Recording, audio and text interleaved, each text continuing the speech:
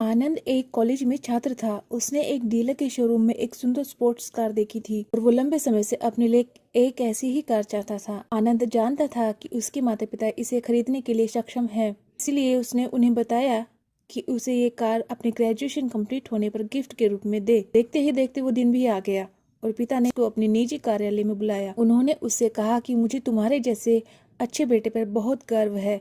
उन्होंने उसे बताया कि उसे वो कितना प्यार करते हैं और उसे एक प्यारा रैपर से लिपटा हुआ उपहार दिया। आनंद उस छोटे से गिफ्ट के डब्बे को देखकर निराशा महसूस करने लगा, लेकिन वह जानने के लिए उत्सुक था कि ऐसा क्या था उस बॉक्स में। इसीलिए उसने बॉक्स तुरंत खोला और उसमें एक लाल कपड़े से लिपटी भगवत गीता देखी। आप इतने अमीर हैं और आप मुझे केवल एक गीता दे रहे हैं? काफी गुस्से से अपने पिता पर वो चिल्लाया और अपनी नाराजगी और गुस्से के वश में आकर आनंद ने न आओ देखा न ताओ तुरंत घर छोड़ दिया। काफी साल बीत गए। आनंद जब एक सफल व्यवसायी बन गया था, वह अपने जीवन में खुश था। उसकी शादी हो चुकी थी और उसके 2 बच्चे भी थे। उनका परिवार एक सुंदर घर में रहता था, लेकिन उसके पिता के साथ टूटे रिश्तों के कारण उसकी आत्मा अभी भी आहत थी। आनंद अपने पिता का घर छोड़ने के बाद कभी उनसे नहीं मिला था।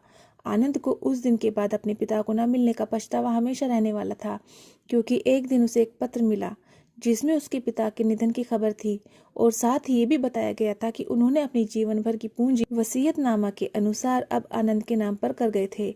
अपने पिता की सारी संपत्ति विरासत में मिली। तब आनंद अपने पिता के घर पहुंच गया और कुछ महत्वपूर्ण कागज की तलाश करने लगा और गलती से उसे वही भगवत गीता का उपहार लिपटा हुआ मिला, जिसे देख उसे फिर उसी उदासी का एहसास हुआ। उस गीता को उसने अच्छे से देखा तो उस पर अपने पिता की हैंडराइटिंग में कुछ लिखा पाया।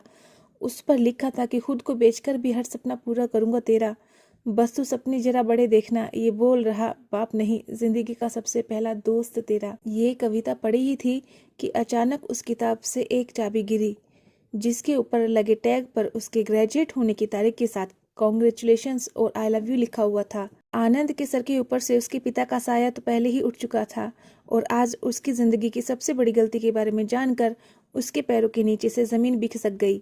इस दिन आनंद की आंखें और रूह दोनों पछतावे के आंसू रोई।